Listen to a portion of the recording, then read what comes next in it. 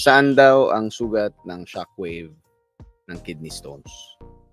Yun din yung tanong ng ibang mga patients natin na nag-inquire regarding shockwave lithotripsy. For those who are not familiar with shockwave lithotripsy, siya yung non-invasive way of removing kidney stones in select stones and in select patients. So it's one of the non-invasive ways of obliterating the stones inside the kidney and obliterating them, making them go out of your body naturally. Kumbaga, iihi mo lang. So this is an illustration of shockwave lithotripsy. This is the kidney, yung buong yan. Galing sa labas, merong focused na shockwave na papasok into your body. This one. Sorry. This one. And hindi mo yun makikita sa totoong buhay. Focused siya dun sa stones. Yan. Ma-obliterate siya. Ito yung stone. Tapos, pag tinatamaan siya ng shockwave, madudurog siya into tiny pieces which you should be able to get out of your body after they are obliterated. Kasi para siyang magiging, para siyang magiging buha-buhangin na lang. This one. Sorry. Wala yung cursor ko. Ayan. Para siyang magiging buha-buhangin na lang. Kaya, pagkatapos ng shockwave lithotripsy, supposedly, maiihi mo na siya palabas. Okay? Delete lang ako na labo. Okay. So again, this is a curious question kung saan daw ba yung sugat ng shockwave kapag nagpapa-shockwave ka ng kidney stones. The direct answer is walang sugat externally. Okay. So, kaya siya tinawag na non-invasive way of removing kidney stones is because kapag sinockwave ka, walang hiwa sa katawan. Ito yung position mo kapag sinashockwave ka, hihiga ka sa operating table.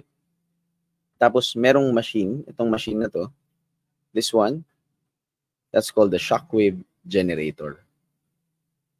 It will produce focused shockwaves that will be sent through your body. Okay? Nakadikit yan. Ito gel yan eh. Gel-like na material. Nakadikit yan. Tapos, pag nag-produce ng shockwave, illustrated by these orange-red circles, dadaan siya dun sa kidney mo at dun sa bato. Okay? Tapos, madudurog niya yung kidney ninyo, yung kidney stone ninyo, at maiihim nyo yung bato mismo. Okay? So, balikan natin yung curious question. Saan daw ang sugat ng shockwave ng kidney stones? Again, dahil non-invasive siya, externally, dapat wala kang sugat. Wala. Pero, kung gusto niyo maging technical about it, there can be a few wounds, not break in skin, pero break in the continuity ng cells ng kidney. Kasi naturally, kapag nagpa-shockwave lithotripsy kayo, thousands, 3,000 to 4,000 or 5,000 shocks ang dadaan sa balat, taba, fascia, taba, at sa kidney ninyo. Okay? So there is always a chance na merong ugat na madaanan na pwedeng mag-burst or can have small hematomas, small bleeding. So basically, para siyang sugat pa rin, di ba? So kung gusto nyo lang talaga maging technical about it. Kaya minsan, there are times na post-shockwave, yung patients, nagre-report sila na parang blood-tinged yung ihi nila. Normal ba yun? Abnormal yun. Kasi dapat ang ihi, clear. Pero, if you're post-procedure, it can be expected. Okay? paulit-ulit ko sinasabi dito sa channel ko, if you watch my other videos, na we doctors are very careful with the use of the term normal. Kasi ang normal, dapat hindi mo na itatanong sa doktor yun. Kasi alam mo na yung, dahil yun nga yung norm, yun yung usual, yun yung dapat. So, ang sinasabi namin lagi, kapag merong kakaiba kang nararamdaman or kakaibang symptom, tulad ng pag-ihi ng dugo, normal ba yun? No. But it can be expected in some procedures, especially if you've undergone a procedure that can cause hematuria, tulad ng shockwave lithotripsy. Okay? Okay. So, again, at least nasagot na natin yung tanong, saan ang sugat ng shockwave? Wala sa labas. Pwedeng magkaroon ng maliliit na sugat sa loob. And there are rare instances na nagkakaroon ng mas malalaking bleeding sa loob around the kidney. Very rare. Very rarely. These are for patients who have bleeding diathesis. So, yung meron talagang tendency na magkaroon ng pagdurugo, sila yung nagkakaroon talaga ng bleeding doon. Okay? Good evening kay Dina, Joy, Benjamin, and Melvin. Okay. Ito, paano ba to? Si Melvin, meron siyang interesting question. Yan. Ito relevant question. 13mm calcium kidney stone for shockwave na po ba? I'll answer this in general terms, okay? So, sa recommendations ng European Association of Urology that we can also apply here in the Philippines, there are classifications kung anong sizes yung pwede sa isang procedure. Okay? So, meron yan na 0 to 10 millimeters, 1 to 2, 10 to 20 millimeters, more than 20 millimeters. Actually, para lang yung anagrams na nagpapalit-palit ng number one priority, number one recommendation. But in all, ito yung general statement, in all sizes ng kidney stones, shockwave can be offered, but they will differ in terms of stone-free rate. Okay? So, logically, kung ang isa-shockwave ay mas malaking kidney stone, yung stone-free rate mo, pwedeng mas mababa compared kung maliit yung gagawin mong kidney stone. Okay? At ano ibig sabihin nun? Kapag hindi nakuha sa isang session, ang shockwave lithotripsy, i-orient kayo ng doktor niyo na kapag hindi nakuha sa isang session, makakailanganin ng multiple sessions kung shockwave lithotripsy pa rin ang modality na gagamitin sa inyo. Okay? So, it's really hard to tell just by knowing yung kidney stone size kasi maraming factors in determining kung ano yung treatment option to be offered to a particular patient. Okay? Top of my head, of course, I can say na at a certain size, ito yung procedure na gagawin ko, PCNL or shockwave yung gagawin or retrograde intrarenal surgery. Pero there are many factors. Size ng stone, location ng stone, type ng stone, because there are shockwave resistant stones.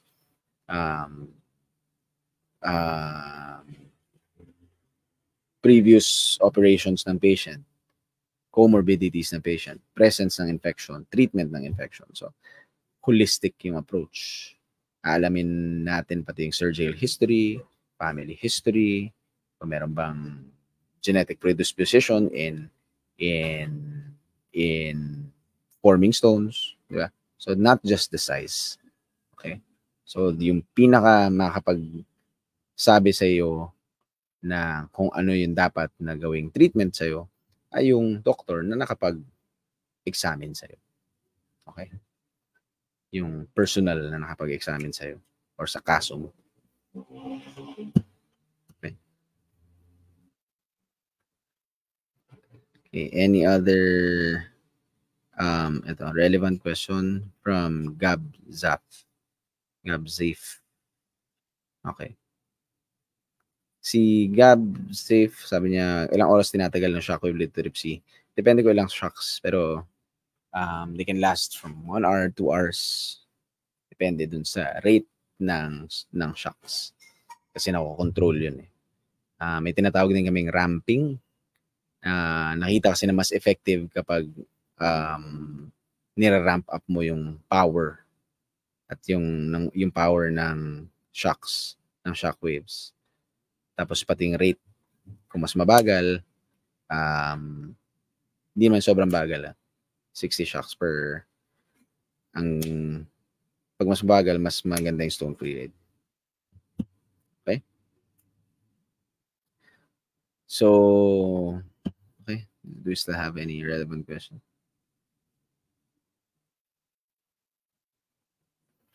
Ito, relevant question. Doc, bumabalik po ba yung stone or prone sa pagbalik yung stone once na encounter na ng patient? Okay. General dictum is, once a stone former, always a stone former. Like what I said in my previous videos, recommendation of monitoring of patients who had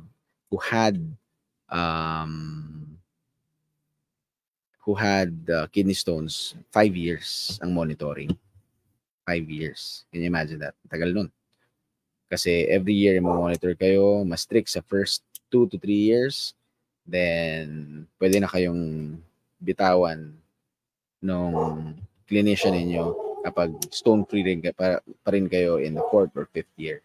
Pero kapag mataas yung, kapag prone talaga kayong magkaroon ng stone, 25% within 5 years, nagkakaroon na recurrence. Okay? Good question, Miss Domingo.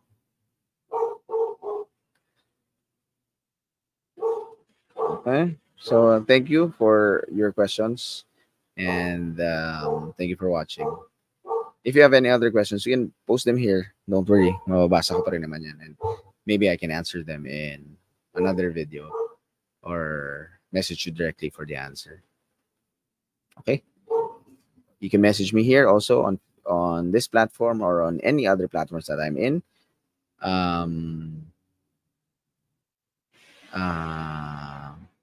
Plus your comments, I can also find a common theme in your questions and I can answer them in another video.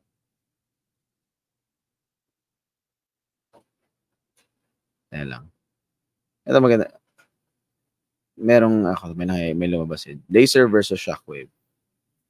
It really depends. Sabi ko nga, may binabagayan lahat ng stones, lahat ng procedure. Depende dun sa mga factors na binanggit ko.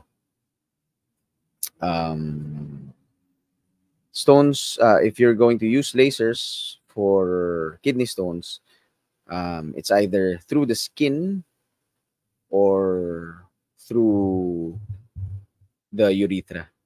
So, mayroon kang instrumentong ito. It's either PCNL ang tawag kapag galing dito sa labas, tutusok dito, tatapatan yung bato.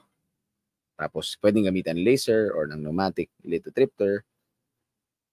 Tapos, kapag retrograde intrarenal surgery, kaya retrograde, meron kami mahabang instrumento ipapasok dito. Tapos yun, gagamitan ng laser. Okay? Those two procedures have higher stone-free rates in even in larger stones. So, may binabagayan din yung ganong procedure. Okay? Alam mo, yung difficulty rin doon, kapag maliit na maliit yung stone, na kaya naman ng shockwave, if tutusok ka, ng malaking bubutasan mo yung kidney or pagpapasok ng instrument sa taas, then it can also have its unique complications. Kaya may binabagayan.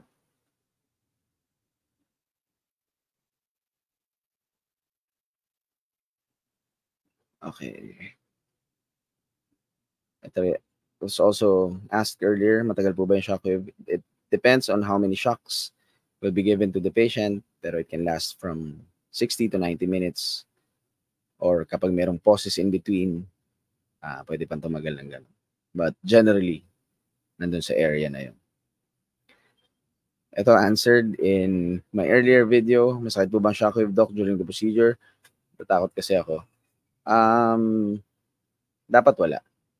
Kasi sedated kayo, bibigyan kayo ng gamot na pampatulog, pampakalma, pampantok, at bibigyan din kayo ng konting analgesic ng inyong anesthesiologist.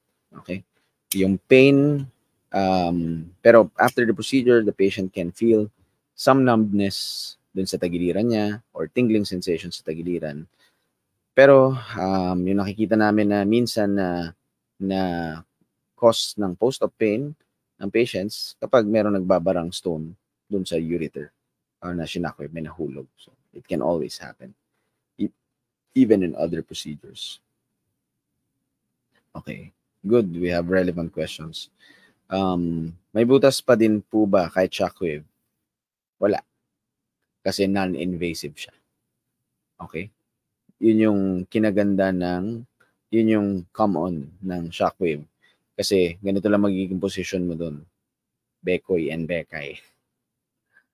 Nakahiga lang yung patient ng ganito, tapos meron na ididikit sa balat mo na shockwave generator.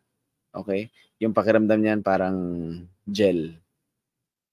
gel-like. Parang gel-like na structure yan eh. Malambot na malambot yan. Goma. Tapos nasa loob niyan yung shockwave generator which will send shockwaves through your skin and through your body. I-focus yung shockwave doon sa kidney. Okay? So, walang butas. Walang butas. Kasi parang ang pinipitik lang yan. Naririnig yung kamay ko. Yan. Kung medyo magising-gising kayo, maririnig nyo yung sa shockwave. Umagang ganun yan. Parang pumapalakpak.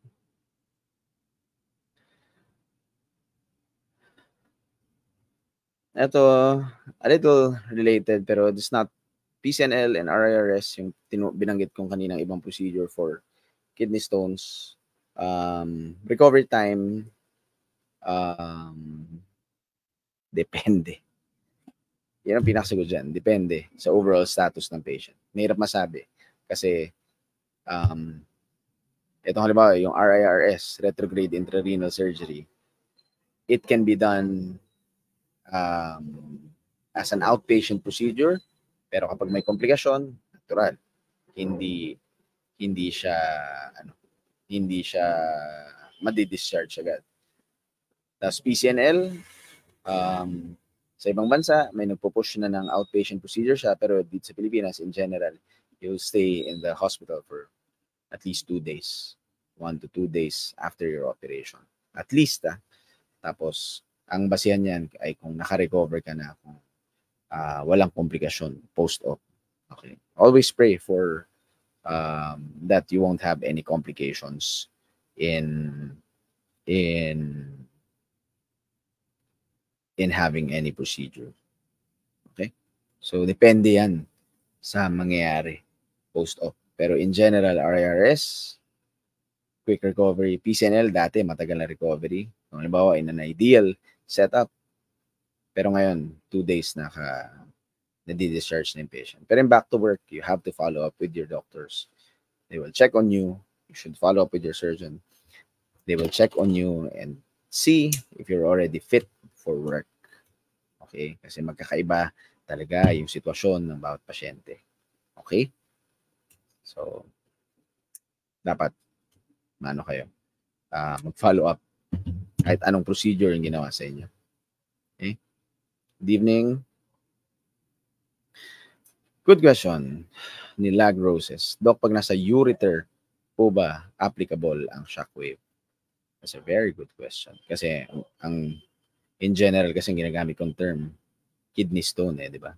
Pero ang tanong nito, tanong ni Lag Roses, applicable daw po ba kapag yung stone ay nasa ureter? Itong tubo na to, yung connection ng kidney papunta sa pantog. The answer is yes. Shockwave lithotripsy can also be offered kapag hindi lang kidney stone, pero pwede rin sa ureteral stone. Kasi basta malocate during when doing fluoroscopy, pag in X-ray, or ultrasound at matutukan ng shockwave, then pwede mo pa rin ma-obliterate yung stone kahit nasa ureter. Okay? Uy! Tepay! Long time. Kamusta ka na? Kamusta na yung sana okay yung ano mo, ha? Yung patient mo. Doc, sa shockwave po, makakabalik po agad sa work? Yes. Again, generally yes. Generally yes. Depende pa rin sa sitwasyon mo post-op. Pero dahil non-invasive siya, recovery is quicker than the minimally invasive or invasive na procedures. So, makakabalik ka sa work agad post-shockwave. Kasi ang gagawin mo lang naman ay mag-ano ka iihi mo na yung stone. Kumbaga nagpabasag. Pabasag ka lang ng stone.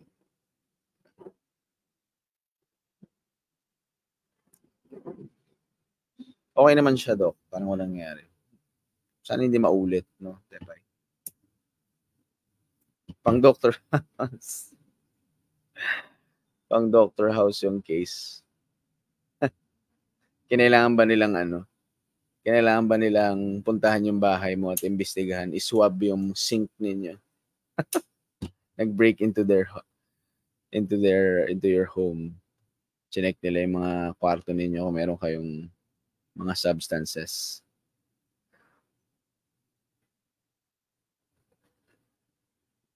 Okay.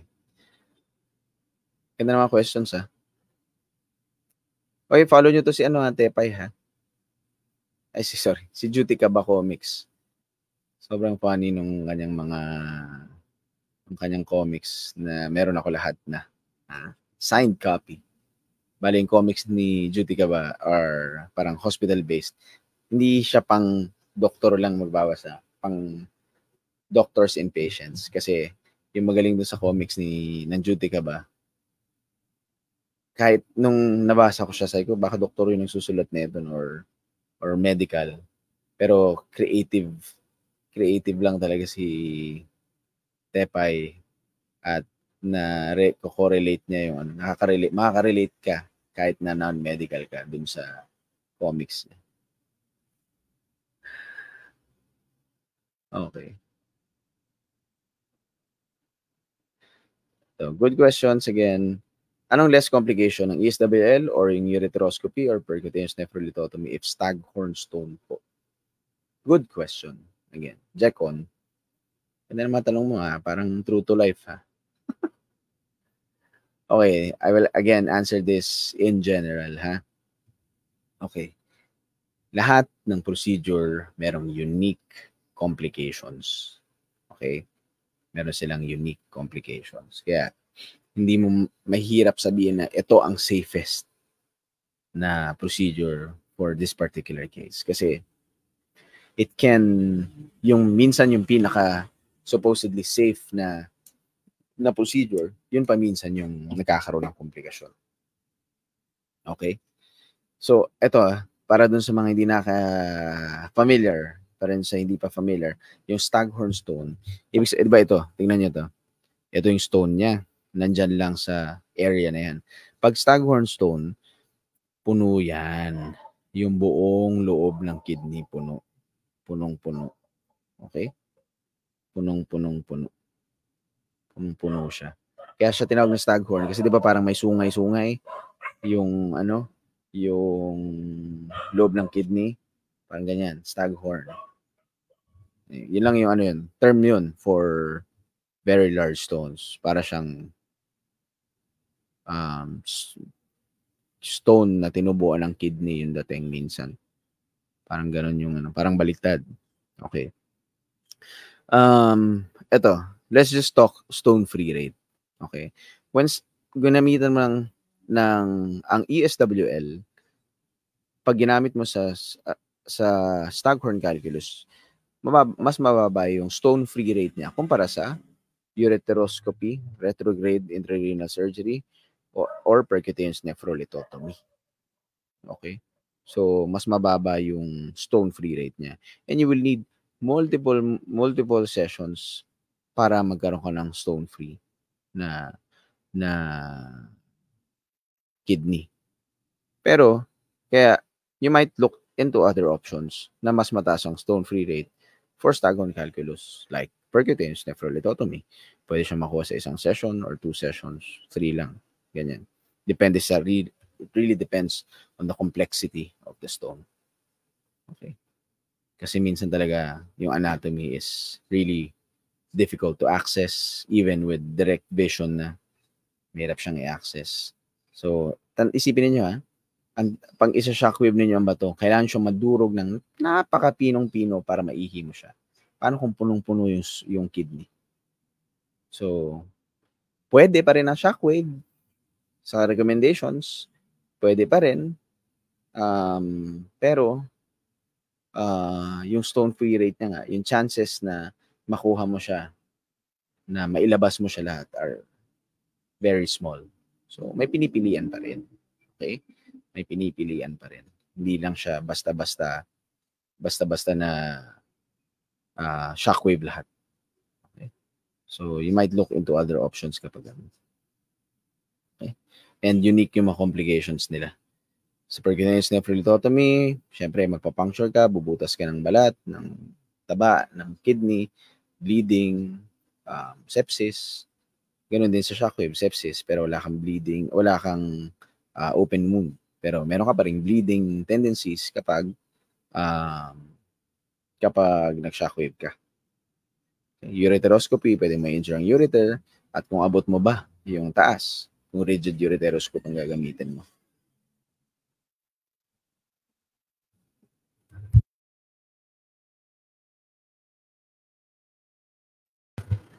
Okay. So, wait lang. Mawala na yung cursor ko. Eto. Last question for this topic. Tanong ni RMMN. After shockwave, hindi ba masakit ang pag-ihi? Some patients do report na medyo mahapde yung pag-ihi nila. Some patients do not report any changes in their urination. Kapag masakit yung pag-ihi ng patients, kapag masakit yung pag-ihi nila, we attribute that to na baka nailalabas na nila yung stone. Kasi syempre may konting hapde kapag nagpa-pass through yung mga very fine or small fragments galing sa taas, pababa ng urethra. Okay? So, this has been a very good topic and good conversation with. I got good questions dito sa iba sa inyo. Yung iba sa inyo, I'll just message you for your particular questions kapag hindi ko nasagot dito sa live. Okay? So, at least dito, sagot natin yung point ng video na to kanina kung saan ang sugat ng shockwave. The answer is wala. External siya. Extracorporeal siya. Okay? Sa loob pwede. Pero sa labas, dapat wala. Okay? So, if you don't have any other questions, I just post them here if you still have questions pala. Or you can message me here or on any other platform para masagot natin yung questions nyo. Okay? Ako po si Doc Drew, urologist, stone free.